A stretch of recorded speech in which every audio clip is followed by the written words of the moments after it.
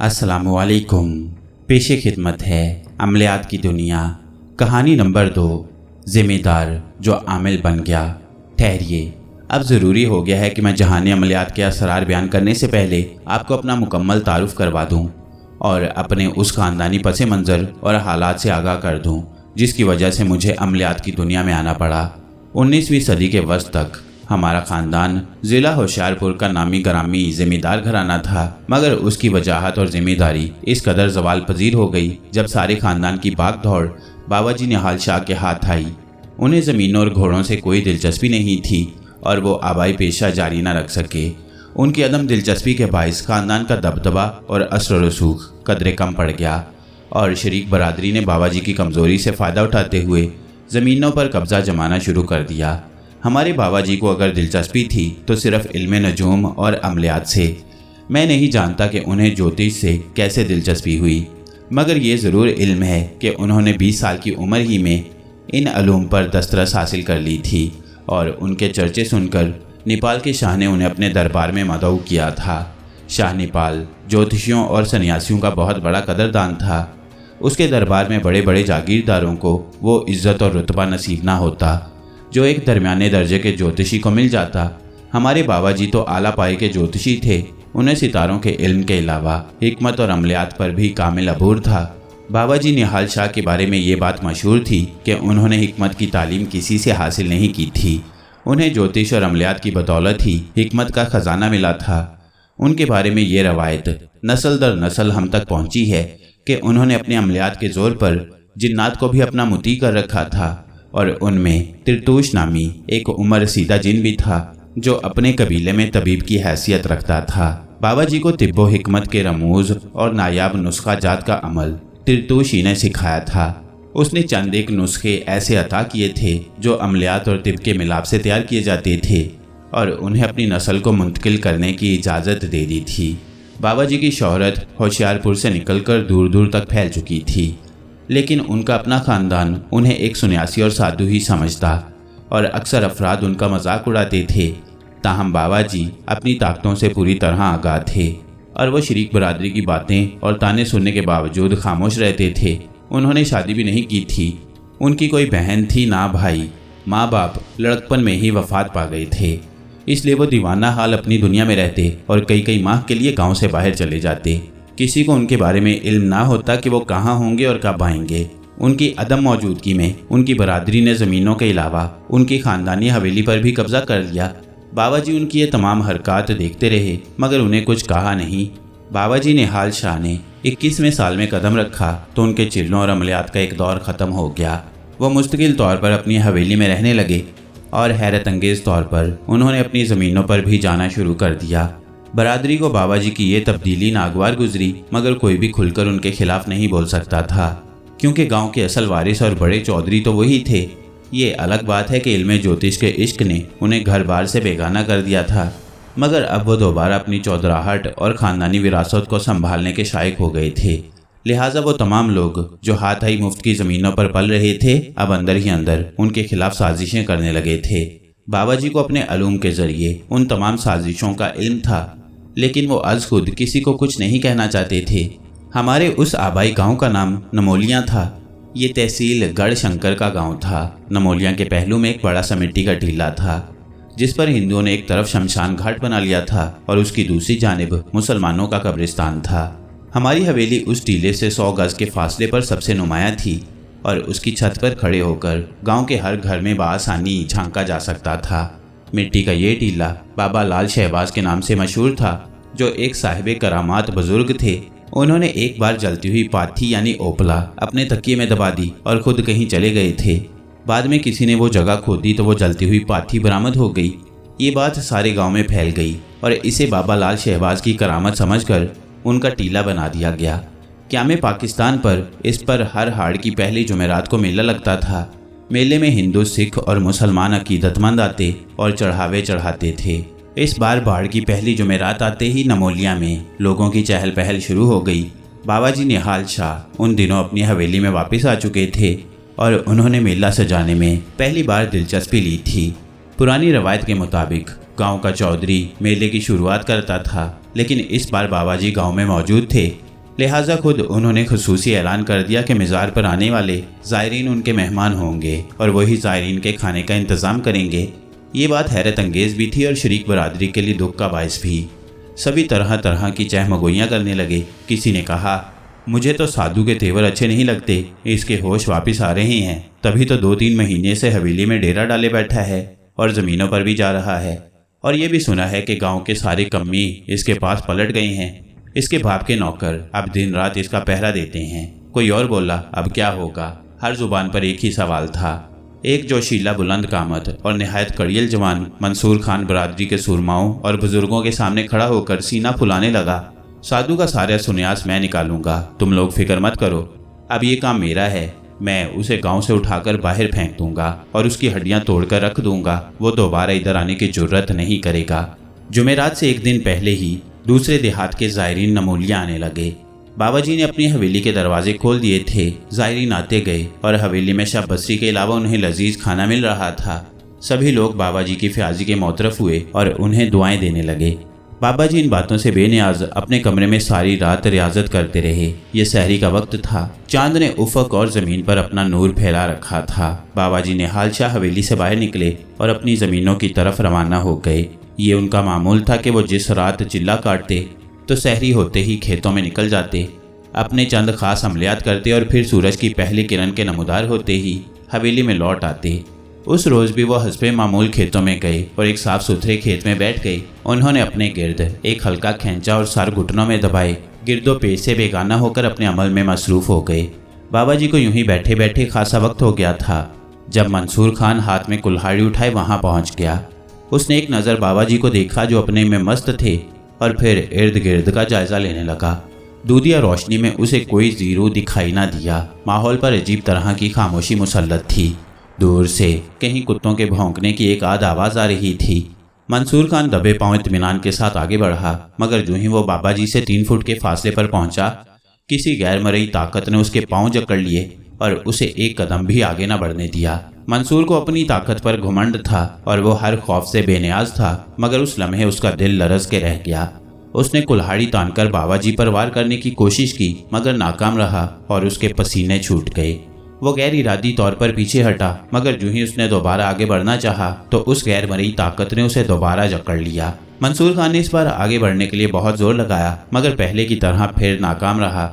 उसने कुल्हाड़ी जमीन पर रखकर अपने दोनों हाथों की मदद से अनजानी कुव्वत को आगे धकेलने की कोशिश की, लेकिन वो एक कदम भी आगे न बढ़ सका। मंसूर खान पसीने में शराबूर था। उसने देखा कि बाबा जी निहाल शाह अपने हाल में मस्त हैं। उसने बेचारगी से आसमान की तरफ देखा और ज़मीन से कुल्हाड़ी उठाने के लिए झुका तो वो अपनी जगह से गायब थी। वह दीवानावार उसे तलाश करने लगा। कुल्हाड़ी उसकी निशानी थी। सारा गांव इस निशानी को खूब पहचानता था। मंसूर खान कुल्हाड़ी तलाश कर ही रहा था कि अकब से बाबा जी की आवाज़ सुनाई दी। मंसूर खान कुल्हाड़ी ढूंढ रहा है क्या? वो एकदम पलटा और बाबा जी के हाथ में अपनी कुल्हाड़ी देखकर हैरान रह गया। बाबा जी 2 कदम आगे बढ़े और मंसूर खान की आंखों में अपनी शोले नुमा आंखें डालकर बोले, मैं चाहूँ तो तेरी ही कुल्हाड़ी से तेरे टुकड़े कर दूँ, मगर मैं खून खराबा पसंद नहीं करता और मैं दूसरों को इसकी इजाज़त नहीं देता। ले पकड़ अपनी कुल्हाड़ी और इसी खामोशी से गांव वापस चला जा जैसे आया था। मैं नहीं चाहता कि सुबह के इस पुरनूर उजाले में सारा गांव तेरा तमाशा देखे। मंसूर खान बाबा जी की कहर आलूद आंखों की ताब न ला सका। उसने कुल्हाड़ी पकड़ ली और सर गिराकर मरियल कदमों से पलट गया और एक बार भी उसने मुड़कर ना देखा। बाबा जी निहाल शाह भी वापिस हवेली आ गए और सुबह सवेरे अपने हाथों से ज़ायरीन को खाना खिलाया और फिर सबसे पहले खुद टीले पर जाकर बाबा लाल शहबाज के मिज़ार पर दुआ की। इसके बाद आम ज़ायरीन अपने चढ़ावे चढ़ाने के लिए आते रहे और ये सिलसिला दोपहर तक जारी रहा। एक रोज़ बाबा जी ने मेले में एक नई रवायत डाली। उन्होंने दूर दराज के देहात से आने वाले नौजवानों को अपने गांव के नौजवानों से कुश्ती लड़ने की दावत दी और देखते ही देखते मुसलमान और सिख नौजवान एक हल चले हुए खेत में निकल आए। गांव की औरतें भी खेल तमाशे देखने वहां इकट्ठी हो गईं। ये कुश्तियां हो रही थी कि मंसूर खान भी लंगर लंगोट कसकर मैदान में आ गया और उछल उछल कर बैठकें लगाने लगा। घूमते घूमते वो उस जगह पहुंचा जहां बाबा जी निहाल शाह बैठे थे। वो बाबा जी के सामने बैठकें लगाने लगा। सारा मजमा मंसूर खान की इस हरकत पर हैरान रह गया, क्योंकि उसका ये अंदाज दरअसल बाबा जी को मुकाबले पर ललकार रहा था। सारा गांव और ज़ायरीन ये जानते थे कि बाबा जी निहाल शाह जवां साल होने के बावजूद शाहजोर नहीं है वो दुबले पतले से थे। चिल्लों और रियाजतों की मुशक्कत से वो इंतहाई नहीफ दिखाई देते थे। मंसूर खान ने दरअसल ये शातिराना चाल चली थी कि गांव वालों के सामने कुश्ती की आड़ में उनका खात्मा कर दे और इस पर कोई लड़ने भी नहीं आएगा, क्योंकि लोग ये समझेंगे कि बाबा जी दाव पेच की ताब ना लाते हुए दम तोड़ गए थे। बाबा जी निहाल शाह मंसूर खान की शातिराना चाल समझ गए थे, लेकिन वो इत्मीनान से अपनी जगह बैठे मुस्कुराते रहे। मंसूर खान बाबा जी की इस हरकत पर तिलमिला उठा और बुलंद आवाज में बोला, गाँव वालों, तुम में से कोई है जो मेरा मुकाबला कर सके? मजमा पर खामोशी छाई रही तो मंसूर खान दोबारा चिल्लाया, तो फिर गांव वालों, मैं गांव के वारिस चौधरी निहाल शाह को मुकाबले की दावत देता हूं। उससे कहो मेरा मुकाबला करे। मजमा तब भी खामोश रहा। अलबत्ता मंसूर खान के हवारी बोले, चौधरी निहाल शाह, मंसूर खान की ख्वाहिश पूरी कर दो। बाबा जी ने मुस्कुराते हुए एक नज़र मंसूर के हवारियों पर डाली और फिर अपनी चादर उतारकर अपने मुंशी को थमा दी। सरकार, ये क्या करने जा रही हैं? मुंशी बाबा जी की चादर पकड़ते हुए बोला, आप कहाँ उसका मुकाबला कर सकते हैं? सरकार, उसे दफा करें और कह दें कि किसी और से जोर आजमाई करे। मुंशी जी, उसका मुकाबला तो अब मैं ही करूंगा। उसने मेरी गैरत को ललकारा है, लिहाजा उसे इसकी सजा देना बहुत ज़रूरी हो गया है। ये कहकर बाबा जी मंसूर खान को घूरते हुए मैदान में आ गए। बाबा जी ने एक सफ़ेद चोगा ज़ेबे तन कर रखा था। वो अमूमन काले रंग की चादर से बुक्कल मारते और सर पर सफ़ेद रंग की पगड़ी बांधते थे। चादर तो उन्होंने मुंशी को पकड़ा दी थी, अलबत्ता पगड़ी बदस्तूर सर पर कायम थी। मंसूर खान ने बाबा जी को अपने मुकाबले आते देखकर ठट्ठा लगाया, साधु जी, ये पगड़ी और सफ़ेद चोगा उतार कर लंगोट कस लो। ऐसा ना हो तुम्हारे सर की इज्जत मेरे पैरों तले रौंदी जाए और तेरा ये चोगा तार तार हो जाए।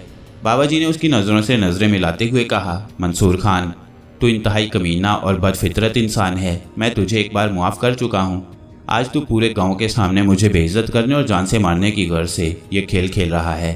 तू जान ले कि आज के बाद तेरी ताकत का ये नशा भी उतर जाएगा और तू अपने बदबख्त पैरों पर ना चल सकेगा और ना ही इन गुस्ताख आंखों से किसी को देख सकेगा। बाबा जी का लहजा लम्हा ब लम्हा बदलता जा रहा था। उनकी आवाज़ जोशे जज्बात से कदरे बुलंद हो गई थी। मंसूर खान बाबा जी की जलाली कैफियत देखकर अंदर से हिल गया। उसे सहरी वाला वाक़या भी याद आ गया, मगर वो गांव के सामने अपनी बेइज्जती बर्दाश्त नहीं कर सकता था। उसने खौफ पर काबू पाते हुए कहा, निहाल शाह, बहाने ना बनाओ।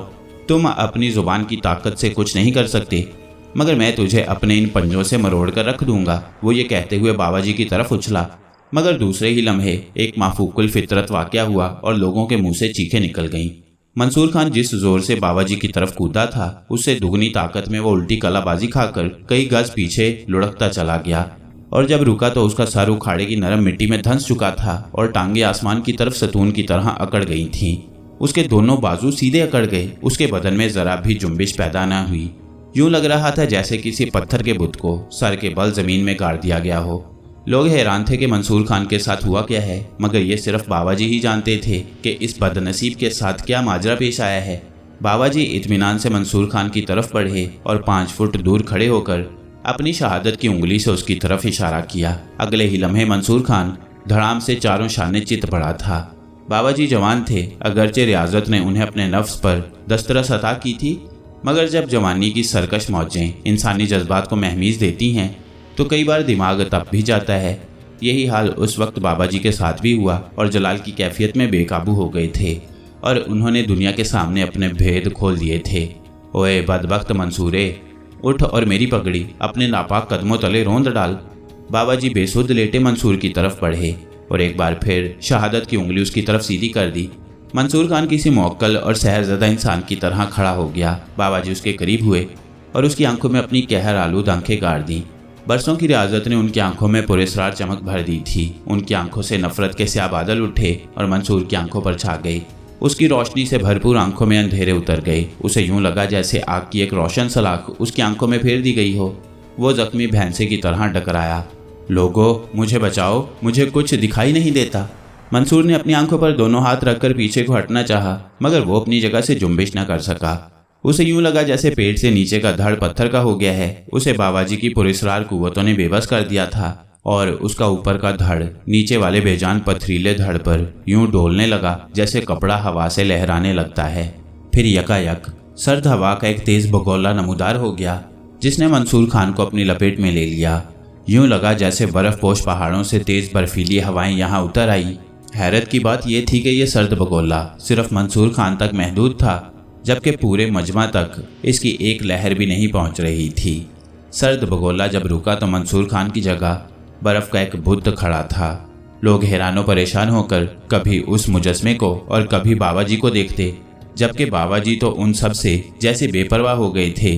वो भूल ही गए थे कि उनके गिर्द उनके गांव के लोग खड़े हैं और मेले में शिरकत करने वालों का भी एक हजूम वहाँ इकट्ठा है। उसी लम्हे मजमा में हरकत पैदा हुई और लोग दबे पांव वहाँ से खिसकने लगे। ये सब मंसूर खान के हवारी थे। वह जैसे ही मजमा के हिसार से बाहर निकले, उनके कदम एक गरजदार आवाज़ ने रोक लिए। तुम कहाँ भागने लगे हो? अपने यार को तो साथ लेते जाओ। बाबा जी उन सबके खौफ से लरजते चेहरों को देखते हुए बोले, तुम तो गांव के चौधरी हो, चौधरी डरपोक नहीं होते। आगे बढ़ो और इस साधु और मस्त मलंग से दो दो हाथ करो। वो बाबा जी की आंखों और लहजे की ताब न ला सके और हाथ जोड़कर कहने लगे, निहाल शाह जी, हमें माफ़ कर दो। हमने तुमको पहचानने में गलती की है। कसम ले लो, आइंदा जो हम तुम्हारे बारे में कभी कोई गलत बात सोचें। उन सबके सर नदामत और खौफ से झुके हुए थे। उसी लम्हे बाबा जी का मुंशी उनके करीब आ गया। उसने बाबा जी की काली चादर उनके कांधों पर डाल दी। बाबा जी ने अपने उम्र रसीदा मुंशी को सर्द निगाहों से देखा और दूसरे ही लम्हे उनका जलाल काफूर हो गया। उन्होंने चादर की बुक्कल मारी और खामोशी से अपनी हवेली की जानिब चल दिए। बाबा जी निहाल शाह सीधे अपने हुजरे में पहुंचे थे। कमरा लोबान और अंबर की मदहोश कुन खुशबू से मामूर था। एक गोशे में तेल का दिया रोशन था। हवेली के एक कमरे को बाबा जी ने अपने लिए हुजरे की सूरत में तरतीब दिया था और अपने शब रोज़ उसी कमरे में बसर करते। हुजरे के बीच में एक चटाई बिछी थी जिस पर सफ़ेद चादर और गाव तकिया पड़ा था। ये बाबा जी का बिस्तर था। वो चारपाई की बजाय ज़मीन पर सोते थे। हुजरे में छोटे छोटे लकड़ी के संदूक भी पड़े थे जिसमें नायाब जड़ी बूटियाँ थीं। इन जड़ी बूटियों से वो अद्वियात बनाते थे। मगरिब की नमाज अदा करने के बाद बाबा जी चटाई पर आलती पालती मारकर बैठ गए और तिरतूश की हाजिरी लगाने लगे। वो जब से हवेली आए थे उनकी तिरतूश जिनसे बाकायदा मुलाकातें जारी थीं। थोड़ी ही देर बाद हुजरा भारी भारी सांसों से भर गया। मलगजे उजाले में एक भारी भरकम वजूद बाबा जी के सामने पेश हुआ। ये तिरतूश जिन था जो इंसानी रूप में बाबा जी के पास आता था। उसने सफ़ेद लिबास पहन रखा था, गंदमी रंग, मोटी मोटी सहरंगेज आंखें, कांधों तक सफ़ेद जुल्फ़ें और सफ़ेद दाढ़ी और फौलाद में ढला हुआ हरारत आमेज़ बदन। वो दोजानू होकर बैठ गया और बाबा जी उससे नायाब जड़ी बूटियों और मोहलिक तरीन अमराज का दरस लेने लगे। दोनों खासी देर तक हिकमत की गिरहें खोलते रहे। जब तिरतूश के वापस जाने का वक्त हुआ तो उसने बाबा जी से इजाज़त तलब की और जाते जाते बोला, निहाल शाह, मैं आज आपको एक नसीहत करना चाहता हूँ। जी फरमाएं। बाबा जी हमातन गोश हो गए। आज आपने जलालत का जो रूप इख्तियार किया है ये आपको जेब नहीं देता। आपने मंसूर खान को उसकी गुस्ताखी की इस कदर कड़ी सज़ा दी है कि हमारी बरादरी में भी ये बात फैल गई है कि तिरतूश का यार अपनी ताकत के घुमंड में इंसानों पर जुल्म कर रहा है। बाबा जी इत्मीनान से बोले, तिरतूश, तुम दुरुस्त कहते हो। मैं भी जानता हूँ कि मुझे किस वक्त क्या करना है। तुम्हें एतमाद होना चाहिए कि तुम्हारा दोस्त कोई गलत काम नहीं करेगा। मैं इसलिए कह रहा हूँ कि आजकल हमारे कबीले के बागी खासे सरकश हो गए हैं। मुझे उनके मामलात ने उलझा कर रख दिया है। कुछ बागी सरदार को मेरे खिलाफ भड़का रहे हैं और उन्होंने एक आध बार मेरे शागिर्दों पर हमले भी किए हैं। इसलिए हमें बहुत मोहतात होना पड़ता है। मैं इस मामले में तुम्हारी कुछ मदद कर सकता हूँ। मुझे आप अपने बागियों के सरगने का नाम बताएं। मैं उसे अपना मुती करके कमज़ोर बना दूंगा और आइंदा आपके सामने सर उठाने की जुर्रत नहीं करेगा।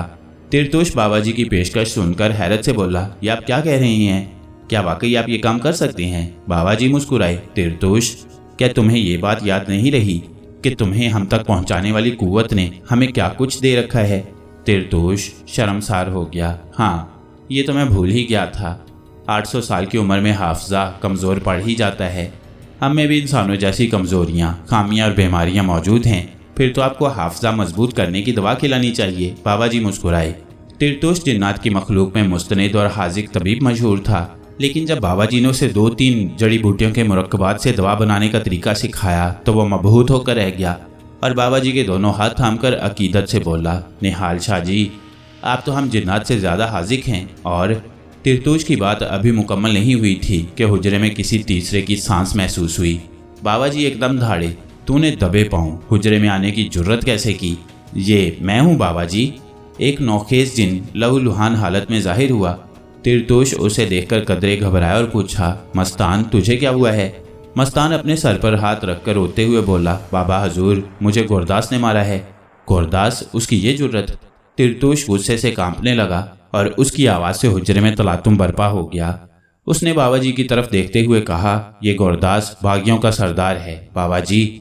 मस्तान मेरा शागिर्द है, इसे मैंने जड़ी बूटियाँ लाने के लिए कश्मीर भेजा था। मुझे यकीन है उसने मस्तान को कश्मीर ही में मारा होगा, इसलिए कि वो हमारी हदूद में ऐसी हरकत नहीं कर सकता। मैं आपसे इजाज़त चाहूँगा और बहुत जल्द मुलाकात के लिए हाजिरी दूंगा। इस दौरान मैं गुरदास का मामला निपटाने की कोशिश करूँगा।